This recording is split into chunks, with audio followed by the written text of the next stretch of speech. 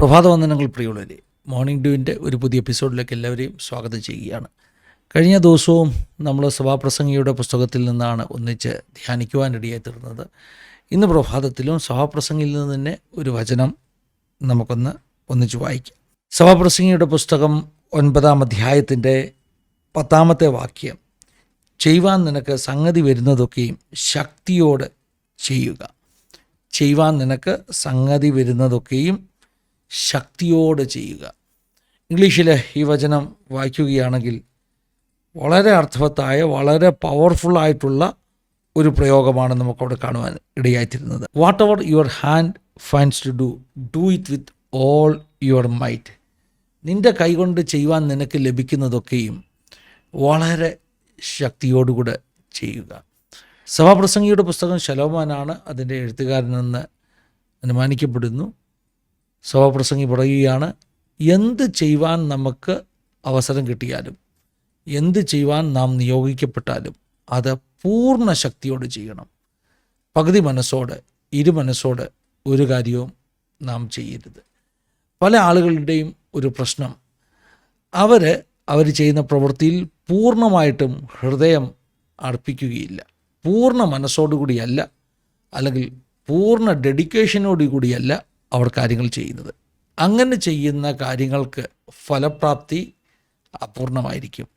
എന്നാൽ നാം എന്ത് ചെയ്താലും അതിനെ നമ്മുടെ മുഴുവൻ ശക്തിയോടുകൂടെ ചെയ്യുകയാണെങ്കിൽ, മുഴുവൻ മനസ്സോടുകൂടെ ചെയ്യുകയാണെങ്കിൽ ആ കാര്യങ്ങളുടെ ഫലം വളരെ വലുതായിരിക്കും. അതിൻ്റെ പൂർത്തീകരണം നിശ്ചയമായിരിക്കുമെന്ന് ഈ വചനത്തിലൂടെ നമുക്ക് പഠിക്കുവാനിടയായിത്തീരും. ഇതിനോട് തത്തുല്യമാകുന്ന ഒരു വേദഭാഗം കൊലോസ്യ ലേഖനത്തിലും നമുക്ക് കാണുവാനിടയായിത്തീരുന്നു.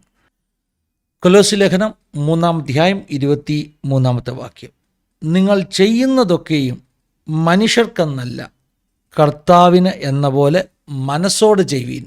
എന്ത് ചെയ്താലും അത് മനുഷ്യർക്ക് വേണ്ടി ചെയ്യുന്നു എന്ന വിധത്തിൽ പകുതി മനസ്സോടുകൂടെ ചെയ്യാതിരിക്കുക. കർത്താവിന് വേണ്ടിയാണ് നാം ചെയ്യുന്നത് എന്ന സമർപ്പണത്തോടെ, എന്ന ബോധ്യത്തോട് പൂർണ്ണ മനസ്സോട് ചെയ്യുക. ഇവിടെയും പറയുന്നത് പകുതി മനസ്സോട്, പകുതി ശക്തിയോട്, ചിന്താക്കുഴപ്പത്തിൽ ഒരു കാര്യവും ചെയ്യാതിരിക്കുക. ഞാൻ ആരംഭത്തിൽ പറഞ്ഞല്ലോ, പല ആളുകളുടെയും പ്രശ്നം അവർ പൂർണ്ണ സമർപ്പണത്തോട് കാര്യങ്ങൾ ചെയ്യുകയില്ല. എന്തെങ്കിലും ഒരു പ്രവൃത്തിയിൽ ഏർപ്പെട്ടിരിക്കുമ്പോൾ തന്നെ അതിൽ ഒന്നുകിൽ സന്തോഷമില്ലാതെ ചെയ്യുക, തൃപ്തിയില്ലാതെ ചെയ്യുക, അതിൻ്റെ ഫലപ്രാപ്തി കണ്ടെത്തുവാൻ കഴിയില്ല. എനിക്ക് പരിചയമുള്ള ഒരു പ്രിയ പിതാവുണ്ടായിരുന്നു. എൻ്റെ കുട്ടിക്കാലത്ത് ഞാൻ കണ്ട് പരിചയിച്ച ഒരു വ്യക്തി. അദ്ദേഹത്തിന് ചെറിയ പ്രായത്തിൽ ഒത്തിരി സ്വപ്നങ്ങളുണ്ടായിരുന്നു. ഒരു ചിത്രകാരൻ ആകണമെന്നായിരുന്നു അദ്ദേഹത്തിൻ്റെ ആഗ്രഹം. പക്ഷേ ചിത്രകാരനാകുവാൻ അദ്ദേഹത്തിന് കഴിഞ്ഞില്ല. മറ്റൊരു പ്രൊഫഷൻ അദ്ദേഹം തിരഞ്ഞെടുത്തു, അതാണ് ചെയ്യുന്നത്. പക്ഷേ താൻ വളരെ വർഷങ്ങൾ ആ പ്രൊഫഷൻ ചെയ്തിട്ടും തനിക്ക് പൂർണ്ണ തൃപ്തിയോട്, പൂർണ്ണ മനസ്സോട് അത് ചെയ്യുവാൻ കഴിഞ്ഞില്ല.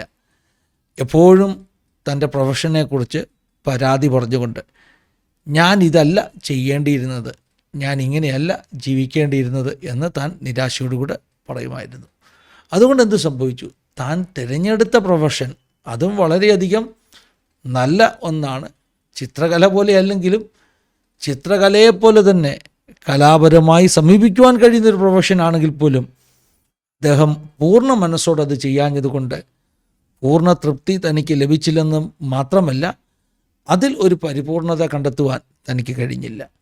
ഈ പ്രഭാതത്തിൽ എന്നെ കേൾക്കുന്ന എല്ലാ ദൈവമക്കളോടും എനിക്ക് ഓർപ്പിക്കുവാനുള്ളത്, നിങ്ങൾ എന്ത് ചെയ്താലും അത് കർത്താവിനെന്ന വണ്ണം പൂർണ്ണ മനസ്സോട്, പൂർണ്ണ ശക്തിയോടുകൂടെ ചെയ്യുക. പകുതി മനസ്സോട് ആർക്കാണ്ട് വേണ്ടി, മറ്റാർക്കാണ്ട് വേണ്ടി ചെയ്യുന്നു എന്ന ഭാവത്തിൽ ഒരു കാര്യവും ചെയ്യാതിരിക്കുക. പൂർണ്ണ മനസ്സോട്, പൂർണ്ണ തൃപ്തിയോട്, പൂർണ്ണ ശക്തിയോടുകൂടെ പരിശ്രമിക്കുക. നിങ്ങളുടെ പ്രവൃത്തി ചെയ്യുക. അതൊരു അനുഗ്രഹമായിരിക്കും. ദൈവം സഹായിക്കട്ടെ.